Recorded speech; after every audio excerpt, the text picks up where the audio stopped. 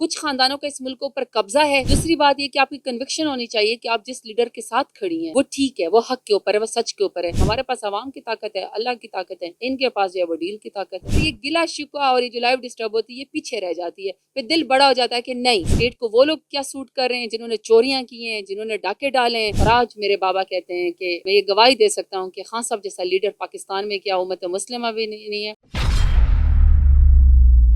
السلام علیکم ناظرین. آج ہم میڈم زرتاج کے پاس موجود ہیں اور آج ہم ان سے جانیں گے کہ انہوں نے جو اپنا سیاسی کیریئر سٹارٹ کیا, کیا وہ مجبوری تھی یا ان کا شوق تھا؟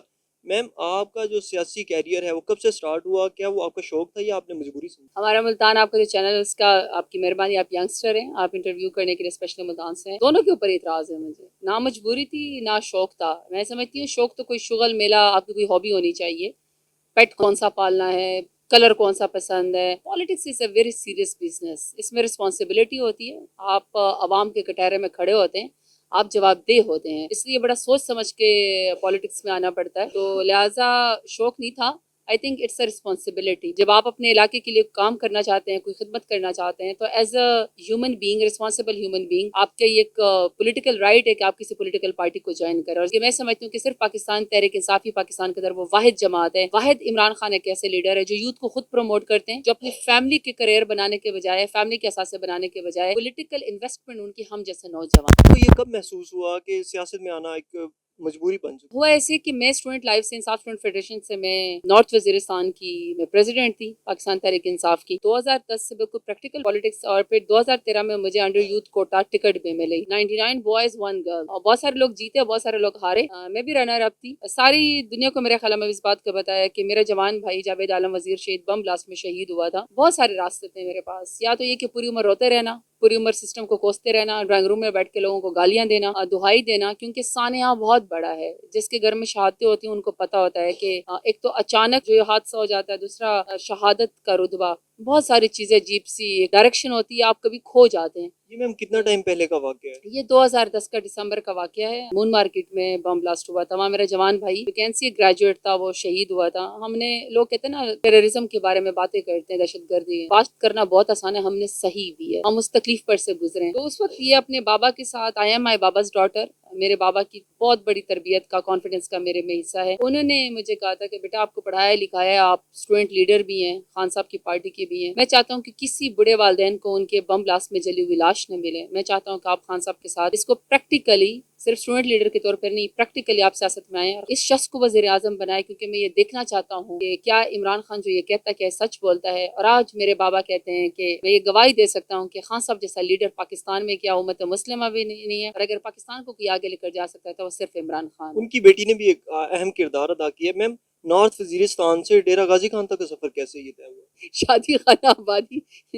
شادی میری ڈیرہ غازی خان میں لکھی ہوئی تھی. اخوان فیملی میں اخوان ہمایہ رضا خان کے ساتھ میری شادی ہوئی. ویری ہینڈسم مین, پولیٹیکل بیک گراؤنڈ, پڑھے لکھے انسان ہے, MBA بھی کیا ہوا ہے, لائر بھی ہیں. اور دوسرا یہ کہ وہ مجھ سے پہلے عمران خان کی پارٹی میں ہیں, اور وہ بہت زیادہ لائلسٹ ہیں خان کے. حالانکہ پارٹی ان کے ساتھ انصاف نہیں کرتی ہے, لیکن اس کے باوجود بھی وہ خان صاحب سے شدید محبت کرتے ہیں. تو ان سے شادی ہوئی, اور ہم دونوں ہی فارچونیٹلی PTI کا حصہ ہیں, حصہ تھے اور رہیں گے انشاءاللہ. پاکستان تحریک انصاف پارٹی میں بہت پرومیننٹ ہے. دیکھا جائے آپ کی جو ہسبینڈ ہے ان کا نام میں نے آج تک نہیں سنا پرسنلی, یہ کیا وجہ؟ اوور شیڈو کر جاتے ہیں نا, انصاف کا گلا اپنے گھر سے گھونٹا جاتا ہے. مطلب میں MNA بھی بن گئی, وزیر بھی بن گئی, اور جو پارٹی کو خان صاحب کے ساتھ یا ہمایہ خان کے ساتھ جو انصاف کرنا چاہیے تھا وہ نہیں کیا. وہ کہتے ہیں کہ جی آپ کی بیگم بند تو گئی ہے, وہ گھر میں ایک ہی کافی ہے. حالانکہ ان کا اپنا ایک پولیٹیکل بیک گراؤنڈ ہے, وہ مجھ سے پہلے پارٹی میں تھے. میں وزیرستان سے, وہ ڈیرہ غازی خان سے. میری سزا ہمایہ خان کو دی گئی, حالانکہ وہ ڈیرہ غازی خان میں سب سے زیادہ کام PTI کا وہی کرتے ہیں, اور وہ گلا بھی نہیں کرتے ہیں. تو اوور شیڈو شاید زبردستی میں نے کر لیا یا پارٹی نے کروا لیا. حالانکہ اسی پارٹی کے اندر بعد میں جو لوگ پارٹی جنہوں نے جوائن کی, ان کے والدین کو, باپ کو, بیٹیوں کو, کزنس کو, بہت سارے لوگوں کو ٹکٹیں ملی ہیں. انفارچونیٹلی ہمایہ خان کے ساتھ پارٹی انصاف نہیں کرتی ہے. بیسیکلی آپ وومن امپاورمنٹ کے لیے کام کر رہی ہیں, تو مریم نواز کی آئیڈیالوجی کا آپ کیوں نہیں سپورٹ کر رہی ہیں؟ حالانکہ ہم دیکھ رہے ہیں کہ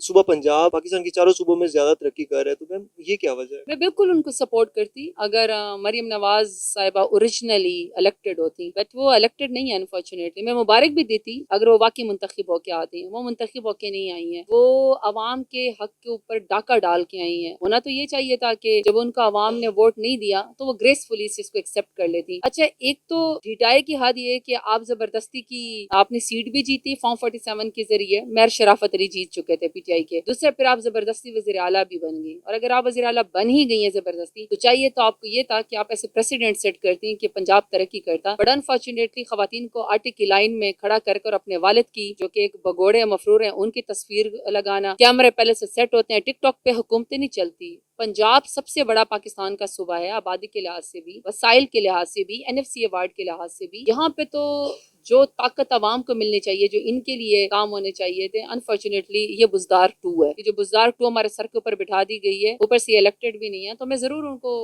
मुबारक देती है अगर वो मुंतखब होती तो। मैम उनके साथ कौन सी ऐसी ताकत है जो जबरदस्ती आके सीएम बन चुकी है, आपके साथ वो ताकत नहीं है? हमारे साथ आवाम की ताकत है, उनके साथ कौन सी? इनके साथ डील की ताकत है। ये डीलों के जरिए आते हैं, ये कार की डिग्गी में बैठ के आते हैं, ये बुरका पहन के आ जाते हैं, ये बूट चाट के आ जाते हैं। पाकिस्तान के जो है वो जो जितने एसेट्स हैं या इनके जो अपने एसेट्स बने, एसेट्स बियॉन्ड मीन के केसेस हैं, ये उसके ऊपर कॉम्प्रोमाइज करके जो मुल्क के अंदर डील करके आ जाते हैं। हमारे पास आवाम की ताकत है, अल्लाह की ताकत है, इनके पास जो है वो डील की ताकत है। बड़ा सिंपल फर्क है हमें और उनमें। मैम अगर माजी में थोड़ा सा देखा जाए पॉलिटिकल पर्सन्स पे बहुत मुश्किल वक्त था, उसमें 2 रास्ते थे, एक सरेंडर और एक स्टैंड। आपने मैम सरेंडर क्यों नहीं किया सिस्टम के सामने, आपने स्टैंड ही क्यों? जब आप असूल के ऊपर हो ना, जब आप हक के ऊपर हो, और जब आपको ये भी पता हो कि मैं जिस नजरिए पे खड़ी हूँ वो अवाम की ताकत वाला है, जाती मफाद कोई नहीं है, फिर आप सरेंडर भी नहीं करते और आप डरते भी नहीं है। दूसरी बात ये कि आपकी कन्विक्शन होनी चाहिए कि आप जिस लीडर के साथ खड़ी हैं वो ठीक है, वो हक के ऊपर है, वो सच के ऊपर है। मैं इमरान खान के साथ इसलिए नहीं खड़ी हूँ कि वो एक हीरो और वो एक इमरान खान है, उसका एक कैरिज्मा है, नहीं। मैं इमरान खान के साथ इसलिए खड़ी हूँ क्योंकि मैं काबीना की मेंबर रही हूँ। मुझे पता है कि खान साहब इस मुल्क के लिए सोचते हैं, अवाम के लिए सोचते हैं, मेरे और आपके लिए सोचते हैं, और हमारी आने वाली नस्लों के लिए सोचते हैं। वो अपनी फैमिली के लिए नहीं सोचते हैं, वो अपने स्टारडम के बारे में नहीं सोचते हैं, वो इलेक्शन का भी नहीं सोचते हैं, वो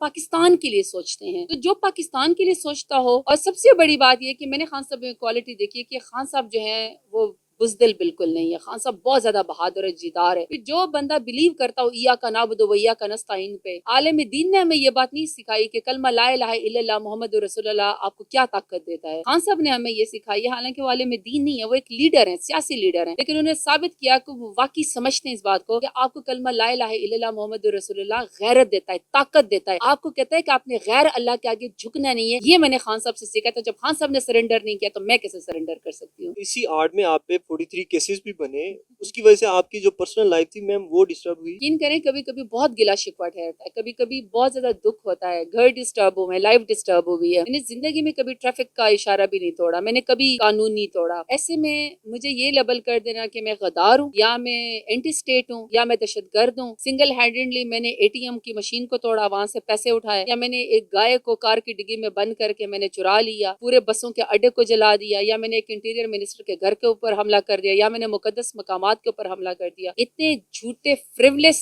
केसेस हैं मेरे ऊपर या हम सब के ऊपर, या इवन खान साहब के ऊपर भी। यकीन करे गिला ठहरता है, गिला ठहरता है कि आपको वो वाले लोग पसंद है जो अमेरिकन प्रेसिडेंट को कहते हैं पसीने छूट रहे होते हैं, घुटनों के नीचे उनकी पर्चियां घूम रही होती हैं, और वो बार बार पसीना साफ करके कंधे झुके हुए होते हैं, डरे हुए होते हैं, वहां जाके कहते हैं कि निहारी एंड पाए आर वेटिंग फॉर यू। इनको निहारी और पाए बिरयानी वाले लोग पसंद हैं, इनको मनी लॉन्ड्रिंग करने वाले पसंद हैं। स्टेट को वो लोग क्या सूट कर रहे हैं जिन्होंने चोरियां की हैं, जिन्होंने डाके डाले हैं, अवाम के मैंडेट पे डाका डाला है। दूसरी तरफ हम जैसे लोग हैं जिन्होंने मुल्क का जो है वो केस लड़ा, इंडिपेंडेंट फॉरेन पॉलिसी का मुकदमा लड़ा, जिनके अपनी झोली में 1 रुपए का भी कोई उसका गबन या फ्रॉड का केस नहीं है, जहाँ खान साहब मुल्क के लिए खड़े हों। दूसरी तरफ हम जैसे लोग, और आप हमें लेबल कर दें, आप मुझे कहिए कि जरताज गुल आप यहाँ डेरा गाजी खान से इलेक्शन नहीं लड़ सकती, आप गद्दार हैं, आप मुल्क की सियासत में हिस्सा नहीं ले सकती हैं। यानी कि आप ये साबित करना चाहते हैं कि कुछ खानदानों का इस मुल्क पर कब्जा है, उनके बेटियों को या उनकी बहुओं को या उनके भाइयों को या उनके लोगों को इजाजत है वो खुलेआम जमीनों पे कब्जे करें, जायदादों पे कब्जे करें, मनी लॉन्ड्रिंग करें, अवाम के हक पे डाका डालें, और वो फिर चीफ मिनिस्टर भी बन जाए, वज़ीर आज़म भी बन जाए। लेकिन दूसरी तरफ हम जैसे लोग जो ईमानदार हैं, जो मुल्क के लिए कुर्बानी देना चाहते हैं, आप उनको कहते हैं कि आपका सियासत में हिस्सा नहीं, आप हमारा रास्ता बंद करना चाहते हैं। तो जब इस तरह होता है तो जाहिर बात इंसान को एक मेंटल टॉर्चर भी मिलता है, तकलीफ भी होती है कि अपनी ही फोर्स आपके खिलाफ खड़ी हो जाए और आपको सजा दे कि आपने हक का साथ देना है या आपने इमरान खान का साथ देना है। लाइफ भी डिस्टर्ब होती है, आपको बहुत ज्यादा एंग्जाइटी भी बढ़ जाती है, गिला शिकवा भी ठहरता है, अफसोस भी होता है कि आप जिन इदारों اداروں کو ڈیفینڈ کرنا چاہتے ہیں وہی آپ کے اوپر چڑھائی شروع کر دیتے ہیں. لیکن یہ کہ پھر ان دا اینڈ جب آپ کے ساتھ عوام کھڑی ہو جاتی ہے نا, جب آپ سر اٹھا کے, میں ہزاروں کے مجمع میں اپنے بازار میں سے گزرتی ہوں ڈیرہ غازی خان میں, مجھے کوئی خطرہ نہیں ہوتا, مجھے کوئی ڈر نہیں ہوتا, مجھے یہ پتا کہ یہ عوام میری حفاظت کرے گی. تو عوام نے جس طرح پھر مجھے 8 فروری کو جس طرح انہوں نے عمران خان کے نظریے پہ مجھے ووٹ دیا, پھر یہ گلا شکوہ اور یہ جو لائف ڈسٹرب ہوتی ہے یہ پیچھے رہ جاتی ہے. پھر دل بڑا ہو جاتا ہے کہ نہیں, اس کا صلہ بھی ہے, وفاداری کی عزت بھی ہے, ملک سے وفاداری کی اور بہادری کی قیمت ضرور چکانی پڑتی ہے, لیکن اس کا صلہ آپ کو اللہ تعالیٰ کے بعد عوام آپ کو دیتی ہے, جیسے 8 فروری کو پاکستان کے غیور عوام نے اور ڈیرہ غازی خان کی میرے غیور عوام نے ثابت کی ہے. میم 3 سیاسی خواتین کے بارے میں ایک ایک جملہ میں آپ سے سننا چاہوں گا. مریم نواز, فارم 47 کی اور ٹک ٹاکر